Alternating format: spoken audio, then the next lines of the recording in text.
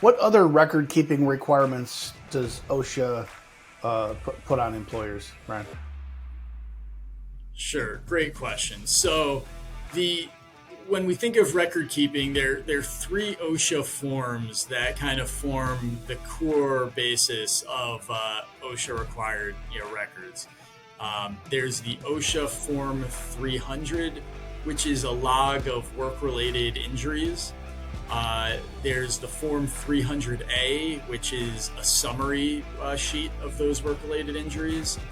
And then there's the Form 301, which is essentially an injury incident report. If you're interested in seeing what any of these forms look like, they're all available on OSHA's website.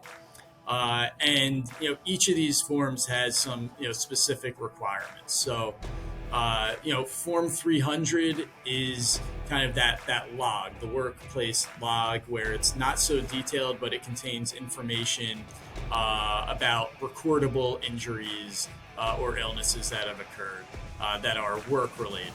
So just to break that down, we're not recording every injury or illness on this log. There's a couple requirements in order for a company to be required to put it in. So number one, we're mostly talking about companies here with some exceptions that have 10 or more employees. So again, this is very widely applicable. Applies to offices as it does to manufacturing and construction. But if an injury is workplace related and subject to this, if the work environment caused or contributed to the injury, or significantly aggravated a pre-existing injury. And so that's going to be determined on a case-by-case basis. And it's really a more likely than not standard, right?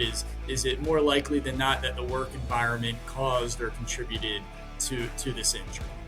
And then ultimately, who decides that? Is it a court of law? Is it Go ahead. It's generally going to be an OSHA administrative law judge, right? If there's a complaint or an investigation by OSHA and they have some findings, typically the way it starts is that there will first be it'll first go before an administrative law judge at OSHA, and then there is potential review of that. There's one potential review that's still within the OSHA agency, or review can be sought in a federal court of the OSHA determination. So, right, it'll be initially determined by OSHA if it's workplace related. But again, when an employer is deciding whether or not to put it on this form, they're deciding based on the guidance from OSHA. And so it then becomes an issue if it's a recordable injury that has not been recorded. Right, tell me if I'm going down. It's not just that it's. No, go ahead. Tell me if I'm going down an unnecessary rabbit hole, but I would think that it's probably not always black and white. Like if the employee is walking across the shop floor, they slip and fall, and they turn an ankle or break a leg. Okay, it's obvious. It was in the workplace, but something that is. I don't know, maybe it's an allergy. An employee says, hey, I think there's mold in the air, and I'm allergic to mold. You're not providing a safe and work environment, but nobody else manifests this. Maybe as the employer, I think this person's manufacturing a little bit of a scenario, or I'm sure there's types of injuries that maybe like a stress fracture that happens slowly over time, and it's not crystal clear that maybe this is because you play softball in a softball league, not from what your work environment. How should employers be thinking about this on what to record, what to not record? Yeah. So no, great point, and you're right. There is some factual analysis required. I mean, some companies think that if it's a workers' comp injury, then it's recordable under OSHA, but it's not. OSHA has this different definition.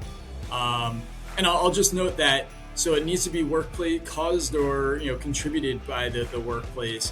And it also needs to be a serious, a recordable injury, which means it results in death, missed work, restricted work, transfer to another job, or medical treatment beyond first aid, or loss of consciousness, or other significant injury.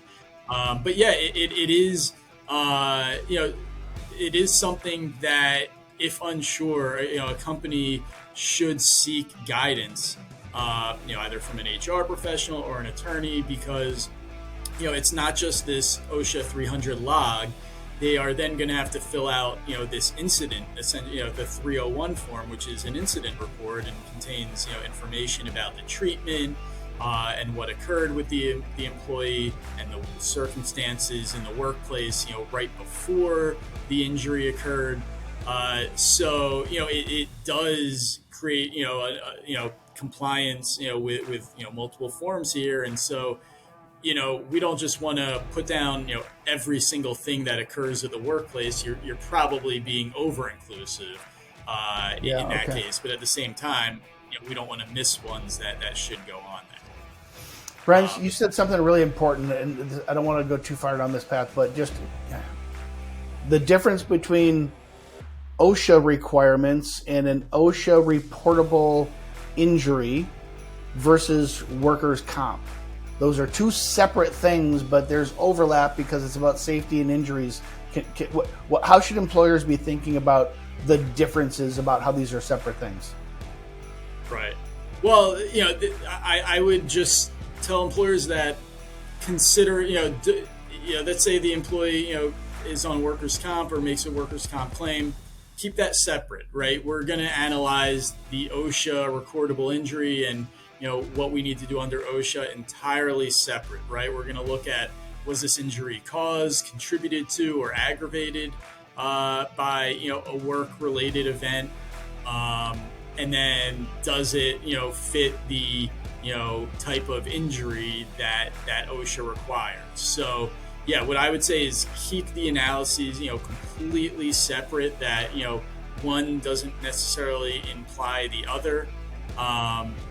And so, I think that's important, because, OSHA doesn't, OSHA is not concerned with what, your state workers' comp board, defines as, a workers' comp injury. That doesn't make it, OSHA recordable. So I think one more thing to note on this topic is that, it's important, from, again, all employers, from offices to more hazardous work sites, that companies should have an established written procedure for employees to report these work-related injuries.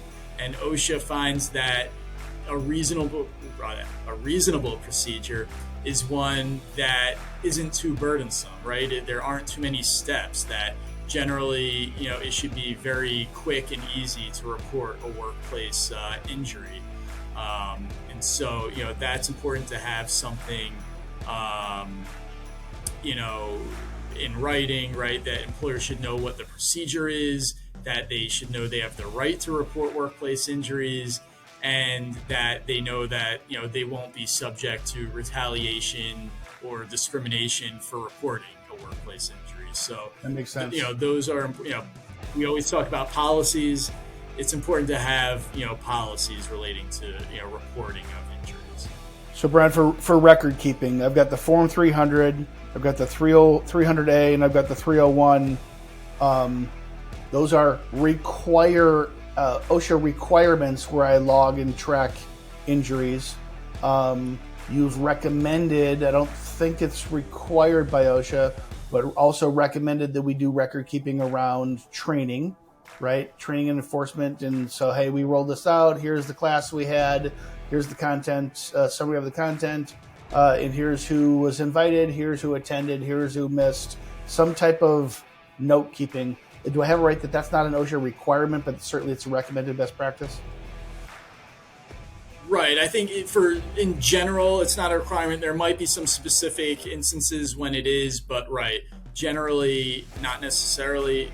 But yeah, anytime you're doing training, and this is OSHA or otherwise, good idea to have it recorded, because you're doing the training for some purpose. And if some related incident occurs, whether it's OSHA related or anything else we can think of, Yeah. it's good to establish that there has been that